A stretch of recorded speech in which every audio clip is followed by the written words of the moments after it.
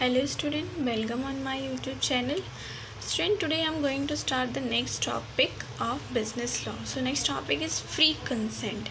Okay, of a valid contract का आपका जो next element है that is free consent. So what mean by free consent here? Free consent means जो भी parties contract में enter कर रही हैं वो अपनी मर्जी से होनी चाहिए, मीन्स एट विल होना चाहिए, उनके ऊपर किसी भी तरीके का फोर्स नहीं होना चाहिए, अंडर दी प्रेशर वो किसी भी कॉन्ट्रैक्ट में एंटर ना करें। मीन्स एक पर्सन जो है अनदर पर्सन को अंडर प्रेशर किसी भी तरीके से उसको मिसगाइड करके अगर ऐसे ही उसको एंटर करवाता है कॉन्ट्रैक्ट्स में तो वो जो कॉन्ट्रैक्ट होगा आपका वॉइड कॉन्ट्रैक्ट होगा, वैलिड कॉन्ट्रैक्ट नहीं होगा। Okay, so let's see what mean by here with the free consent. When two parties entering into a contract must give their consent to a contract freely. Okay, freely मतलब उनकी मर्जी से होना चाहिए, at will होना चाहिए, और जो at will है वो भी मतलब फ्रीली होना चाहिए, उस पर किसी भी तरीके का प्रेशर नहीं होना चाहिए, पर्सन को प्रेशराइज नहीं करना चाहिए, उसे थ्रेट नहीं करना चाहिए। अगर आप कुछ भी करते हैं उसको थ्रेट करते हैं या मिसरिप्रेजेंटेशन करते हैं या फिर उसको अंडर प्रेशर करवाते हैं कॉन्ट्रैक्ट में एंटर, तो वो जो कॉन्ट्रैक्ट होगा वो आपका वॉइड कॉन्ट्रैक्ट होगा। ओके, क्योंकि वैलिड कॉन्ट्रैक्ट के लिए कंडीशन है कि कंसेंट जो है फ्री होना चाहिए। डेफिनेशन की बने आपकी कंसेंट की under section 13 of the contract act. So क्या डेफिनेशन है? See when two or more parties are said to consent when they agreed upon the same thing in the same sense. Okay, at will आपका agree होना ही काफ़ी नहीं है, बल्कि आप जो मटेरियल फैक्ट है या जो कॉन्ट्रैक्ट की टर्म एंड कंडीशन है उनके बारे में भी आप सेम वे में सोच रहे हो जो कि सेलर चाहता है। सपोज़ जैसे यहाँ पे फॉर एग्जांपल भी लिखा है मैंने, for example A had two scooter, one of green colour and another of yellow colour. Okay, A के पास 2 स्कूटर्स हैं, yellow and green colour. A offer to sell his green scooter to B. Okay, B को वो offer करता है green colour का scooter sell करने के लिए फॉर रुपीज़ 5000, और बी क्या सोचता है कि वो येलो स्कूटर मुझे सेल कर रहा है। ओके, उसने क्योंकि बताया नहीं है, उसने क्या बोला सिर्फ कि I am offering my scooter to you for rupees 5000। A ने ये बोला, तो उसको कैसे पता चलेगा कलर का? इसलिए क्या है यहाँ पे अगर सपोज़ बी एग्री हो जाता है परचेज़ करने के लिए तो वो फ्री कंसेंट नहीं होगा, क्योंकि दोनों के माइंड में सेम सेंस में सेम थिंग नहीं है। ओके, सेम थॉट नहीं है। B accept the offer believing it to be for the yellow scooter, क्योंकि बी देखो यहाँ पर क्या सोच रहा है कि वो येलो स्कूटर ऑफर कर रहा है, क्योंकि बी के सामने उसके पास सिर्फ येलो था, ग्रीन उसने बाद में परचेज़ किया, तो उसको बी को उसके बारे में कैसे पता होगा ग्रीन स्कूटर के बारे में, जब तक कि वो स्पेसिफाई ना करे। ओके, तो अगर वो स्पेसिफाई नहीं करता है और बी सोच रहा है कि येलो स्कूटर है और ये सोच रहा है ग्रीन स्कूटर सेल करूँगा, तो इसलिए यहाँ पर अगर दोनों कॉन्ट्रैक्ट कर लेते हैं ना तो वो भी वॉइड कॉन्ट्रैक्ट होगा, वैलिड कॉन्ट्रैक्ट नहीं होगा। Okay, so B accepted the offer believing it to be for yellow scooter. Here consent is said to be absent and no contract arises between A and B, क्योंकि दोनों के जो mind है उसमें same thought नहीं है about the material fact. Material fact मतलब subject matter जो है जिसके ऊपर आप कॉन्ट्रैक्ट कर रहे हैं, लाइक स्कूटर।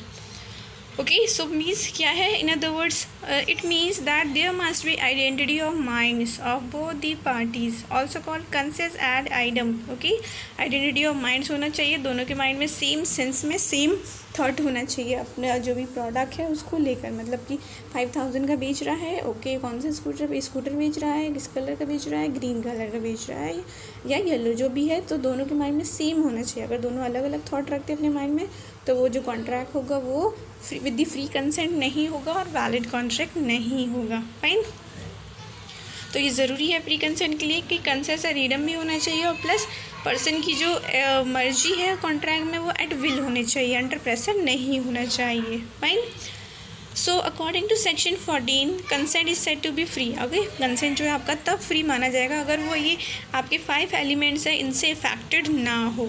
ओके, अगर कोई भी पर्सन जो कॉन्ट्रैक्ट कर रहा है उसको किसी भी तरीके से इन फैक्टर्स का यूज़ करके नहीं एंटर करवाया गया है तो वो फ्री होगा। लेकिन अगर किसी भी पर्सन ने अनदर पर्सन के साथ ये 5 जो फैक्टर्स हैं ये यूज़ करे हैं, मीन्स उसको कोर्जन किया है, अनड्यू इन्फ्लुएंस किया है या फ्रॉड किया है उसके साथ, या मिसरिप्रेजेंटेशन करके करवाया है या किसी भी तरह का मिस्टेक है, तो वो जो कॉन्ट्रैक्ट होगा वो वॉइड होगा, मीन्स उसमें फ्री कंसेंट नहीं माना जाएगा पार्टी की। ओके, फाइन, सो हम डिस्कस करने वाले हैं हर एक पॉइंट्स को, हर एक फैक्टर को। लेकिन यहाँ पे एक नोट करने वाली बात ये है कि जो फर्स्ट 4 फैक्टर है ना आपके, जैसे कोर्जन है, अंडर इन्फ्लुएंस है, फ्रॉड है, एंड मिसरिप्रेजेंटेशन। तो यहाँ पर क्या है, कंसेंट तो होती है पार्टी की, लेकिन फ्री नहीं होती है। फ्री नहीं होती मतलब या तो अंडर प्रेशर होती है, या पर्सन के माइंड में जो है सेम थॉट नहीं होता, मीन्स आइडेंटिटी ऑफ माइंड्स नहीं होता। इसलिए इन 4 सिचुएशंस में कॉन्ट्रैक्ट जो है वॉइडेबल होगा। ओके, वॉइडेबल होगा, किसके ऑप्शन पर वॉइडेबल होगा, जिसकी फ्री कंसेंट नहीं है। ठीक है, कॉन्ट्रैक्ट को वॉइड करें। लेकिन जो लास्ट पॉइंट है ना, मिस्टेक, अब मिस्टेक क्या है, जब पार्टी ने समझा ही नहीं है कॉन्ट्रैक्ट को, तो इट मीन्स कॉन्ट्रैक्ट हुआ ही नहीं है। तो उस जो मिस्टेक है आपकी इस सिचुएशन में, कॉन्ट्रैक्ट क्या होगा आपका, कॉन्ट्रैक्ट इज़ वॉइड एब इनिशियो। वॉइड एब इनिशियो का मतलब पता है आपको कि कॉन्ट्रैक्ट हुआ ही नहीं है, contract does not exist. Okay, तो ये जानना ज़रूरी है, इंपॉर्टेंट नोट्स है, इसलिए मैंने हाईलाइट किया यहाँ पे। So let's see, in the first 4 cases there is consent but it is not free, but in the last case there is no consent at all because there is no identity of mind where the consent is not free. The contract is voidable at the option of the party whose consent is not free. ठीक है, तो जिसकी consent free नहीं है उसके option पर voidable होगा। Okay, जैसे अगर सपोज बी है तो बी, उसको वॉइडेबल का मतलब पता है आपको, या तो उसको रिजेक्ट कर सकता है कॉन्ट्रैक्ट को, या उसको एक्सेप्ट कर सकता है। कैसे एक्सेप्ट करेगा, अपने जो भी उसकी ऑब्लिगेशन है उसको परफॉर्म करके। ओके, सपोज़ कि अगर प्रॉपर्टी परचेज़ कर रहा है, उसको ज़बरदस्ती बोला कि अपनी प्रॉपर्टी मुझे सेल कर रहे हो या नहीं, मैं अगर नहीं तो अदरवाइज़ मैं आपके चाइल्ड को किडनैप कर लूँगा, तो ऑफकोर्स वो सेल करेगा, अंडर प्रेशर है, तो फ्री कंसेंट नहीं है। तो वॉइडेबल कैसे है बी के ऑप्शन पे, कि वो केस कर सकता है उसके अगेंस्ट कि भाई मुझे इसने फोर्स करा है, वो हो जाएगा वॉइड। और या फिर अपनी एप्लीकेशन मतलब कि वो उसको दे दे प्रॉपर्टी और जो भी वो दे रहा है पेमेंट वो ले ले, तो वो क्या हो जाएगा, वैलिड हो जाएगा। ठीक है, so voidable contract can be valid or void depend on the option of party. Okay, so first है आपका एलिमेंट है विद फ्री कंसेंट के लिए, मीन्स जो कि नॉट इफेक्टेड होना चाहिए आपका, किससे, coercion. So what mean by coercion, coercion means इसमें क्या होता है, आप पार्टी को फोर्स करते हैं कॉन्ट्रैक्ट में एंटर करने के लिए। कैसे फोर्स कर सकते हैं, फिजिकली। ओके, फिजिकली या कोई भी वायलेंट यूज़ करते हैं, आप उसको डराते हैं किसी भी तरीके से ताकि वो आपके साथ कॉन्ट्रैक्ट कर ले। जैसे at the point of knife आप उसको बोलते हैं मुझे अपनी कार दे रहे हो या मैं तुम्हें मतलब मर्डर कर दूँ, तो वो क्या है, कोअर्जन है। और फिजिकली आप उसको प्रेशराइज कर रहे हैं, so that mean by coercion.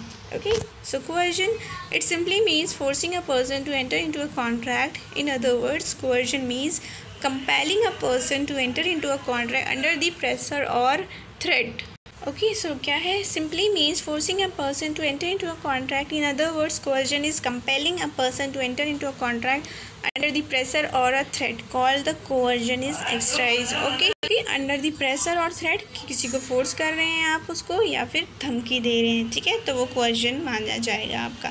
Definition की बने आपकी कोअर्जन की अंडर द सेक्शन 15। ओके, क्या डेफिनेशन है, coercion is committing or threatening to commit any act forbidden by Indian penal code for the unlawful detaining or threatening to detain any property to the prejudice of any person whatever with the intention of causing any person to enter into a contract. Means क्या है कि coercion क्या है, committing और threatening to commit. Okay, या तो आप खुद कर रहे हैं कुछ भी गलत काम या किसी को गलत करने के लिए धमकी दे रहे हैं। ठीक है, जो कि क्या है, मतलब काम, जैसे आप किसी को बोल रहे हैं कि आप मुझे प्रॉपर्टी दे रहे हो या फिर मैं आपका मर्डर कर दूँ या मैं आपका किडनैप कर लूँ, कुछ भी आपको हार्म कर दूँ, या फिर मैं खुद भी अगर आप ऐसे नहीं करोगे तो मैं सुसाइड कर लूँगा, ऐसे बोलते हैं लोग जनरली। तो ये क्या है, सब अनलॉफुल है according to Indian penal code. Of course क्योंकि इलीगल है तो इसके लिए आपको पनिशमेंट, आपको मतलब जो पर्सन यहाँ यूज़ करेगा थ्रेट और प्रेशर, उसको पनिश किया जाएगा। ओके, पनिशेबल होगा under the Indian penal code क्योंकि ये अनलॉफुल है। ओके, लॉ के अगेंस्ट है, आप ऐसा नहीं कर सकते हैं। फाइन, एग्जाम्पल्स हैं आपके, फोर्सिंग टू अ पर्सन और थ्रेटिंग टू अ पर्सन। क्या करते हैं, या तो फोर्स करते हैं या फिर उसको थ्रेट करते हैं, मीन्स धमकी देते हैं। तो फोर्स कैसे करते हैं, एग्जाम्पल यहाँ पे हमने लिया है, ये केस है आपका रंगनायकम्मा वर्सेस अलवर सेटिका। ओके, सो इस केस में क्या है, जनरली एक लेडी होती है, ओके, उसका हस्बैंड की डेथ हो जाती है, एक विडो लेडी होती है, तो उसके जो रिलेटिव होते हैं ना पर्सन के, मैन के, वो उस लेडी को फोर्स करते हैं to adopt a child. Okay, कि आप चाइल्ड अडॉप्ट करो, अदरवाइज हम जो आपके हस्बैंड की डेड बॉडी है उसको रिमूव नहीं करने देंगे, उसके क्रीमेशन नहीं करने देंगे। ओके, तो क्या है, यहाँ पर फोर्स किया जा रहा है उसको, तो वो क्या करती है, ले लेती है, ऑफकोर्स चाइल्ड को अडॉप्ट कर लेती है, बट उसके पास ऑप्शन है कि वो चाहे तो कॉन्ट्रैक्ट को वॉइड कर सकती है, मीन्स स्विच फाइल कर सकती है कि ये लोग मुझे ज़बरदस्ती प्रेशराइज कर रहे हैं चाइल्ड को अडॉप्ट करने के लिए। सो सी क्या एग्जाम्पल है फोर्सिंग का, A man died leaving a young widow. The relatives of the deceased forced the widow to adopt a child, otherwise they would not allow to her to remove the dead body of her husband for cremation. Okay, young है वो, इसलिए उनको क्या है डर कि मतलब fear कि अगर वो नहीं अडॉप्ट करेगी तो वो सेकेंड मैरिज कर सकते हैं, इसलिए उसको प्रेशराइज कर रहे हैं। तो वो भी तो गलत है, प्रेशराइज आप नहीं कर सकते हैं इस तरीके से। Here widow's consent is caused by coercion, तो यहाँ पर कोअर्शन है और अवॉइडेबल है at the option of the lady, fine. Then second example है for the threat. Okay, threat आप किसी को डराते हैं, जैसे आप किसी को शूट करने, A threats to B shoot B if he doesn't let out his house to C, B agree to let out his house to C, B's consent can be caused by coercion. Okay, उसको threat किया है तो of course उसकी जो consent है वो free नहीं है, इफेक्टेड बाय कोअर्जन है, और इफेक्टेड बाय कोअर्जन है मीन्स जो कॉन्ट्रैक्ट है वॉइडेबल होगा at the option of B. Okay, B उस कॉन्ट्रैक्ट को वॉइड कर सकता है, कैंसिल कर सकता है और ए के अगेंस्ट केस फाइल कर सकता है और कॉन्ट्रैक्ट से बाहर आ सकता है। ओके, असाइड हो सकता है। देन है थ्रेट टू कमिट सुसाइड, ये भी कोअर्जन में आता है आपका। आप जिससे आप खुद ही किसी को क्या करते हैं, थ्रेट करते हैं ना कि अगर आप ऐसा काम नहीं करो तो मैं सुसाइड कर लूँगा। इसका फेमस केस भी है आपका एक। केस क्या है इसका? केस है चिक्कम अमीराजू वर्सेस चिक्कम शेषमा। इसमें क्या है, जनरली हस्बैंड होता है वो अपनी वाइफ को और अपने चिल्ड्रन को फोर्स करता है, ओके, थ्रेट करता है कि अगर आपने जो प्रॉपर्टी है हमारी उसको मेरे ब्रदर के नाम पे ट्रांसफ़र नहीं किया तो मैं सुसाइड कर लूँगा। ओके, ऐसे फोर्स करता है, तो ये भी क्या है, अनलॉफुल, ऐसे नहीं कर सकते। So a person force his wife and children to transfer the property to his brother, otherwise he will commit suicide. तो यहाँ पर जो वाइफ है, जो चिल्ड्रन है, ट्रांसफ़र कर देते हैं प्रॉपर्टी, ऑफकोर्स कर देंगे, लेकिन जो कॉन्ट्रैक्ट है वो वर्डेबल होगा at the option of the wife and children. Okay, so these three things are involve in the coercion. क्या आप फोर्स करते हैं पर्सन को, या थ्रेट करते हैं पर्सन को, या खुद भी कमिट करते हैं कुछ करने का, सुसाइड करने का। ठीक है, अब इफ़ेक्ट क्या होगा कि इफ़ेक्ट मतलब कि आपने कोअर्जन अगर यूज़ किया है तो उस जो कॉन्ट्रैक्ट बनेगा वो कैसा होगा, ऑफकोर्स वर्डेबल होगा, जिसे हम डिस्कस करें बार बार। तो वर्डेबल मीन्स जो पार्टी जिसकी जो कंसेंट है इफेक्टेड है बाय द कोअर्जन, उसके पास टू ऑप्शंस होते हैं। क्या टू ऑप्शंस होते हैं? जैसे बताया, वर्डेबल कॉन्ट्रैक्ट क्या हो सकता है, वर्ड हो सकता है या वैलिड हो सकता है। तो सेम पार्टी के पास दो ऑप्शन है, वर्ड कर सकती है वो कॉन्ट्रैक्ट को, कर सकता है, या वैलिड कर सकता है।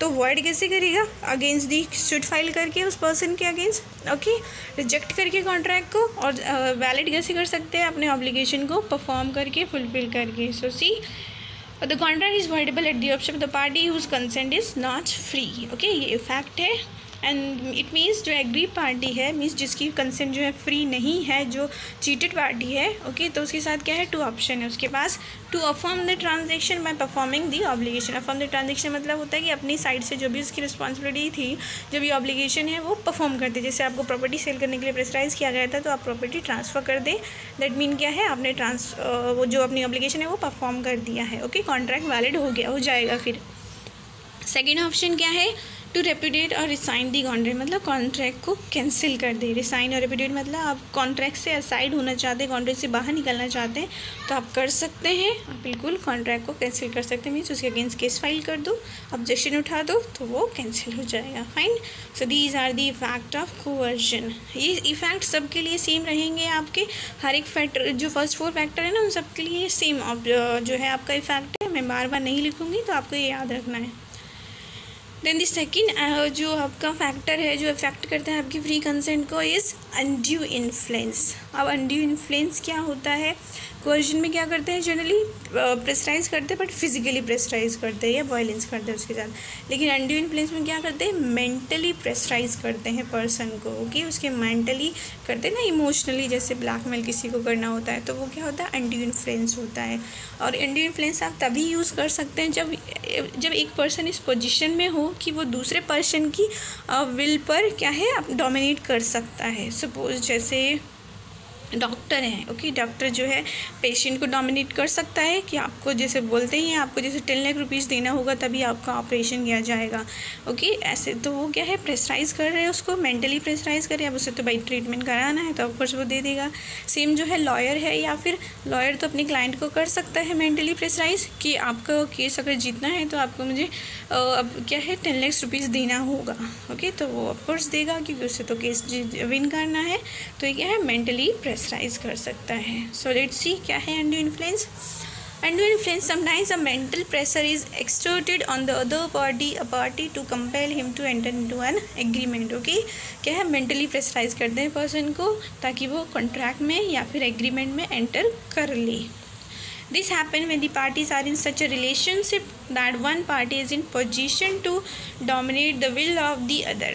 ओके मतलब क्या है, ये तभी हो सकता है अनड्यू इन्फ्लुएंस, तभी आप किसी को मेंटली प्रेशराइज कर सकते हो जब एक पर्सन सुपीरियर हो। सुपीरियर मतलब वो दूसरे पर्सन की विल पर डोमिनेट कर सकता है, मतलब उसके माइंड को कंट्रोल कर सकता है, उसको फोर्स कर सकता है मेंटली। डॉक्टर कर सकता है अपने पेशेंट को, लॉयर कर सकता है अपने पेशेंट को, टीचर भी कर सकता है अपने स्टूडेंट्स को। ओके, ये फादर भी कर सकता है अपने चिल्ड्रन को, अपने सन को। तो वो सब क्या है, आपके एग्जाम्पल है अनड्यू इन्फ्लुएंस रिलेशनशिप के। He also uses his position for the purpose the contracts who enter into is said to have influenced by undue influence. Okay, तब ये अगर पोजीशन है तो ये माना ही जाएगा। ओके, ये प्री अजम्पशन होगी कि पर्सन ने जो है अनड्यू इन्फ्लुएंस यूज़ किया है। ओके, प्री अजम्पशन होती है अगर ये रिलेशंस होते हैं डॉक्टर पेशेंट का, लॉयर और क्लाइंट का, और टीचर स्टूडेंट का, और जो आपका है फादर और सन का। तो ये सब प्री अजम्पशन है कि इन सिचुएशंस में जो अनड्यू इन्फ्लुएंस है वो यूज़ किया गया होगा, पर्सन को मेंटली प्रेशराइज किया गया होगा। ओके, ये प्री अजम्पशन होती है, आपको प्रूफ करने की ज़रूरत नहीं होती है, बर्डन ऑफ प्रूफ नहीं रिक्वायर्ड होता। लेकिन कोअर्जन के केस में कि आपके साथ हुआ है कोअर्जन, आपको उस बात का बर्डन ऑफ प्रूफ देना होता है। सो डेफिनेशन है आपकी अनड्यू इन्फ्लुएंस की according to section 16 subsection 1। Okay, क्या डेफिनेशन है? A contract is said to be induced by, induced means होता है influenced by or the caused by। okay, इसके द्वारा affected है। induced by influence, undue influence where the relation subsisting between the parties are such that one of parties is in position to dominate the will of the other and use that position to obtain an unfair advantage over the other. Okay, तो क्या है influence? वही है, तब ऐसे relations में होता है जब एक पर्सन इस पोजीशन में होता है कि वो दूसरे पर्सन की विल पर डोमिनेट कर सकता है और वो अपनी इस पोजीशन का यूज़ भी करता है गलत मतलब अननेसेसरी बेनिफिट लेने के लिए, अननेसेसरी एडवांटेजेस लेने के लिए। जैसे लॉयर जो क्या है ज़्यादा फीस चार्ज कर लेता है अपने बेनिफिट के लिए, डॉक्टर भी समटाइम ले लेते हैं एक्स्ट्रा। ओके, तो वो क्या है, आपका अनड्यू इन्फ्लुएंस है। मीन्स अनड्यू इन्फ्लुएंस, ये जो डेफिनेशन है उसके बेसिस पर हमने इसके कुछ एसेंशियल एलिमेंट्स डिटरमाइन किए हैं। क्या एसेंशियल एलिमेंट्स है? There are 3 essential elements. So first क्या है? that the relations subsisting between the parties are such that one of the parties is in a position to dominate the will of the other। Okay, जो relation है वो इस तरीके का, first है कि रिलेशन होना चाहिए पार्टी के बीच में, और रिलेशन जो है वो भी इस तरीके का होना चाहिए कि एक पार्टी डोमिनेट कर सके दूसरे की विल पर। फाइन। देन सेकंड है the dominate party obtain unfair advantage over the other, और जो डोमिनेटिंग पार्टी है वो अननेसेसरी एडवांटेज लेना भी चाहती हो। ओके, लेना चाहता हो अननेसेसरी एडवांटेज, तब होगा आपका undue influence. Then that the dominate party uses is dominate position to obtain that unfair advantage, और वो उस राइट को यूज़ भी करे, मतलब उसके पास राइट भी होना चाहिए अनफेयर एडवांटेज बेनिफिट लेने का, और सेकेंडली वो उसका यूज़ भी करे। ओके, सो ये 3 एलिमेंट एसेंशियल है आपके अनड्यू इन्फ्लुएंस के लिए। Okay, there are then some relationship बताया मैंने, जैसे प्री अजम्पशन होती है कुछ रिलेशंस में कि यहाँ पर अनड्यू इन्फ्लुएंस हुआ ही होगा। अच्छा, ये जो है आपका इन्फ्लुएंस की स्पेलिंग यहाँ पर थोड़ा गलत हो गई है, इसको सही कर लेना, ठीक है। अनड्यू इन्फ्लुएंस तो क्या है आपकी अनड्यू इन्फ्लुएंस में क्या रिलेशंस है जहाँ पर होता है parent and child, father and son, guardian and ward, trustee and beneficiary, religious adviser and discipline, doctor and patient, solicitor and client, teacher and student. Okay, so ये कुछ रिलेशंस है जहाँ पर ये प्री अजम्पशन होती है कि अनड्यू इन्फ्लुएंस से इफेक्टेड होगा कॉन्ट्रैक्ट। ओके, अगर ये ओके, इसमें आपको बर्डन ऑफ प्रूफ मतलब कुछ भी प्रूफ करने की ज़रूरत नहीं होती है। ओके, यहाँ पर जैसे पेरेंट्स हैं वो चाइल्ड को कर सकते हैं ना फोर्स मेंटली कि अगर तुम पढ़ाई नहीं करोगे तो मैं तुम्हें आगे कुछ भी नहीं दूँगा, तो मैं तुम्हें मोबाइल नहीं दूँगा। ये फादर बोल सकता है कि तुम अगर मेरा जो है ख्याल नहीं रखोगे तो मैं तुम्हें अपनी प्रॉपर्टी नहीं दूँगा। तो ये सब क्या है, ये प्री अजम्पशन होती है कि अनड्यू इन्फ्लुएंस हुआ ही होगा इन रिलेशंस में। सॉलिसिटर क्लाइंट मतलब लॉयर और जो क्लाइंट होता है वो आपका ट्रस्टी बेनिफिशियरी मतलब जो ट्रस्ट होते हैं ना और उसके अंदर जो बेनिफिट लेने वाला पर्सन है वो। Okay, so these are the relation जहाँ पर ये प्री एजम्पशन होती है कि अनड्यू इन्फ्लुएंस का यूज़ हुआ ही है, कुछ प्रूफ करने की ज़रूरत नहीं होती है। देन है सर्कमस्टांसेस है कुछ जहाँ पर ये प्री एजम्पशन होता है, ये डीम्ड होता है कि अनड्यू इन्फ्लुएंस हुआ ही होगा। ओके, तो क्या सर्कमस्टांसेस है, वही रिलेशन के बेस पर ही है। लाइक फर्स्ट जैसे है where a person holds a real or apparent authority over the other. Okay, कोई पर्सन जो है अथॉरिटी रखता है, रियल अथॉरिटी जैसे पेरेंट्स रखते हैं अपने चिल्ड्रन के ऊपर। ओके, या फिर कोई भी बोरोवर रखता है और किसी भी कोई भी लैंडर रखता है किसी बोरोवर के ऊपर, so that's called apparent authority. Okay, example है इसका, हम शेयर करेंगे अभी। देन सेकंड है where a person stand in a fiduciary relation. Fiduciary relation मतलब कि जस्ट एक ट्रस्ट के बेस पर जो रिलेशन क्रिएट होता है, relation of trust. Okay, confidence जैसे किसी के बीच में होता है, फादर सन के बीच में होता है, या फिर जो आपके स्पिरिचुअल गुरुज होते हैं और उनके जो फॉलोअर होते हैं ना, वो भी तो एक फिड्यूसरी रिलेशन होता है ना, कि मतलब जो भी गुरु बोलेगा, ओके, स्पिरिचुअल गुरु वो फॉलोअर फॉलो करता है। ओके, पर्सन जो है फॉलो करता है ना, जैसे अगर बोले आपको स्पिरिचुअल गुरु कि आपको क्या है ऐसा होने वाला है, आपका आगे जो है और बिजनेस बहुत सक्सेस होने वाला है, उसके लिए आपको इतना डोनेट करना पड़ेगा, तो ऑफकोर्स वो कर ही देगा, तो वो है फिड्यूसरी रिलेशंस। देन नेक्स्ट है where a person makes a contract with a person whose mental capacity is temporarily permanently affected by the reason of age, illness, mental or body distress, badly distress। अच्छा, spelling गलत हो गया, इसको सही कर लेना, actually typing में बहुत प्रॉब्लम हो जाता है। Widely distress. ओके, लाइक कोई भी पर्सन है, अगर जैसे पेशेंट वाला केस जो है ना, वो है आपका पेशेंट का ऑफकोर्स कोई भी इलनेस है, उसका ट्रीटमेंट करवाना है, तो डॉक्टर उसको कितना भी कर सकता है, अनड्यू इन्फ्लुएंस उसको कितना भी प्रेशराइज कर सकता है, आपको इतने चार्जेस देने होंगे, आपको ये सब फॉलो करना होगा, आपको ये सब जो है फूड लेना होगा, ओके, आपको एक्सरसाइज करना है, तो वो क्या है डॉक्टर यहाँ पर वो मेंटली थोड़ा या तो परमानेंटली हो सकता है या टेम्पररी हो सकता है इल। ओके, तो उसको मेंटली प्रेशराइज किया जाता है। सो एग्जाम्पल है इन तीनों पॉइंट के लिए। जैसे फर्स्ट है आपका अपेरेंट अथॉरिटी के लिए, क्या एग्जाम्पल है, X having advance some of his son Y during his minority. Okay, father है एक्स, उसने अपने सन को कुछ अमाउंट दिया है जब वो माइनर था। Okay, upon Y being major X using his parental influence. Okay, जब वो मेजर हो गया तो जो एक्स है उसका पेरेंट, वो अपना पेरेंटल मतलब अपनी जो फादर वाली एक जो पावर है वो यूज़ करता है और बोलता है gets a bond sign for higher amount. Okay, bond sign करता है उसके साथ कि उसको उससे ज़्यादा देना। बस उसने अगर 5000 दिया था तो बोलते हैं कि आपको मुझे 10,000 देना पड़ेगा। Okay, higher. तो ये भी क्या है, अनड्यू इन्फ्लुएंस। उसको मेंटली प्रेशराइज किया ना कि भाई तुम्हारी मैंने नीड्स जो है फुलफिल करी जब तुम माइनर थे, तो अब तुम्हें मुझे देना ही होगा। फाइन। देन है on the case for the fiduciary position. Fiduciary मतलब जो ट्रस्ट के वाले रिलेशंस के में होता है, जैसे लॉयर जो है क्लाइंट को कर सकता है कि नहीं केस हम तभी विन करेंगे और इसके लिए इतना फीस तो देना ही पड़ेगा आपको। ओके, और आपको ये सारे डॉक्यूमेंट देने पड़ेंगे। सो मेंटली मतलब इतना स्ट्रेस दे देते हैं। सो that's called of client being influenced by the service of his advocate become ready to pay him an unusual sum and pays him, it will be the use of undue influence। अब उसको case जो है उसको ज़रूरी है win करना, तो इसके लिए वो जितना मांगेगा भाई लॉयर उतना उसको देना पड़ेगा और वो देता भी है।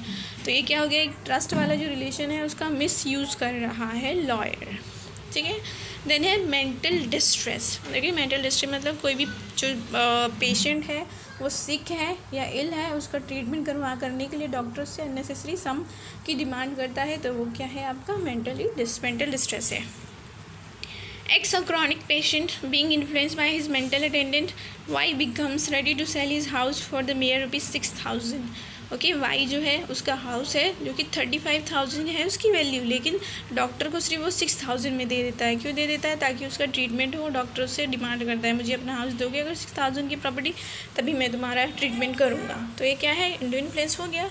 It will also be held to use of undue influence by the Y. Okay, Y का क्या हुआ, ये अनड्यू इन्फ्लुएंस किया गया है।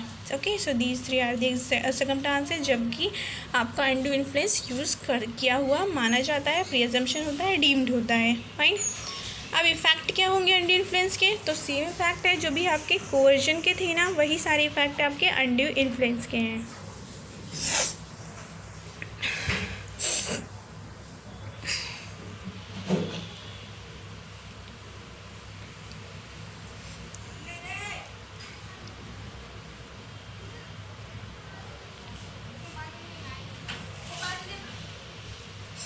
रिलेशनशिप होना चाहिए, यहाँ पे रिलेशन जरूर नहीं है। कोई एक स्ट्रेंजर पर्सन भी कर सकता है। टाइप्स ऑफ फोर्स, इसमें फिजिकली करते हैं, इसमें मेंटली करते हैं। लीगैलिटी, ये क्या होता है, अगेंस्ट द लॉ होते हैं जो एक्टिविटी करते हैं, अगेंस्ट द लॉ हो सकते हैं और नहीं भी हो सकते हैं। बर्डन ऑफ प्रूफ, इसमें देना होता है कि आपके साथ कोएर्शन यूज़ हुआ है, इसमें देना होता है कि आपके साथ नहीं हुआ है अंडर इन्फ्लुएंस, क्योंकि ये प्री अजम्पशन है कि आपके अंडर इन्फ्लुएंस यूज़ किया ही गया है। Threat, consent of the party obtain under the threat, threat देकर ली जाती है और इसमें क्या होता है, डोमिनेट करके ली जाती है पार्टी। ओके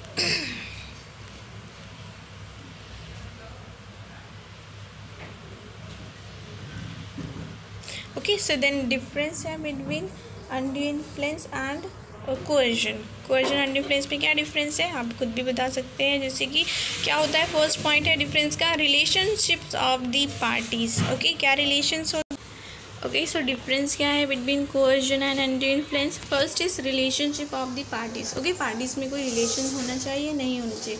सो कोएर्शन में क्या है, एक स्ट्रेंजर पर्सन भी कर सकता है, आउटसाइडर भी कर सकता है, लेकिन अंडर इन्फ्लुएंस में क्या है, पार्टीज के बीच में कुछ ना कुछ रिलेशंस होता है। लाइक क्या है, टीचर स्टूडेंट का, पेरेंट चाइल्ड का, doctor patient, okay, lawyer and client etcetera, कुछ भी रिलेशंस हो सकता है। लेकिन थ्रेट तो कोई भी पर्सन कर सकता है अंडर द कोएर्शन। देन ये टाइप्स ऑफ फोर्स, कैसे फोर्स करते हैं, कोएर्शन में फोर्स करते हैं, फिजिकली फोर्स करते हैं पार्टी को, और इसमें जो आपका अंडर इन्फ्लुएंस में मेंटली प्रेशराइज किया जाता है पर्सन को। देन है आपका लीगैलिटी। ओके, नेक्स्ट है लीगैलिटी। लीगैलिटी मतलब जो भी एक्टिविटी यूज़ करते हैं अंडर दी कोएर्शन क्या होता है, अगेंस्ट दी लॉ होता है, मीन्स अनलॉफुल होता है। इंडियन पेनल कोड के अकॉर्डिंग वो अनलॉफुल है, इसलिए मीन्स उसके लिए पनिश किया जा सकता है पार्टी को।